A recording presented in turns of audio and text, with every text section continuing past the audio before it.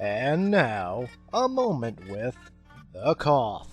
We live in the future age as predicted by H.G. Wells. We have industry, we have robots, and to a certain degree we have flying cars, buses, whatever. And with all this great innovation throughout the years, we may have just plateaued with the invention of the MyPlate. For those of you who might not know, the USDA decided to tell the food pyramid to go get fucked, and they paraded out their new tool to make you feel horrible and stupid at the same time. Apparently, the old guard of the food pyramid is too out of date and useless these days with everyone's rush schedule of bullshit that we can't sit down with a goddamn pyramid to figure out if we're eating enough Cheetos to satisfy our cheese requirement of the day. So in order to tie things together that even a psychotic health-conscious child could figure it out, they laid out the size of the portions on an image of a plate. You then take that picture to determine if you've got enough orange or purple or green or red on your plate. Seriously? For the amount of money that comes to the USDA, this is the best thing you can offer us? A quote I read from Marion Nessel, a professor in the Department of Nutrition, Food Studies, and Public Health at the New York University said, "We don't eat pyramids, we eat off of plates."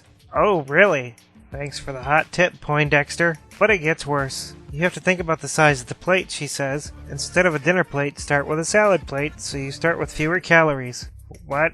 Bitch, let's be realistic and go with a common denominator, the lowly styrofoam plate. We're not impressing anyone eating meatloaf off a fucking salad plate. If you have access to a salad plate, I think you should just eat salad off of it since that is what the damn thing is for. You don't use a toilet brush as a hairbrush simply because it is also a brush, you stupid dizzy twazbag.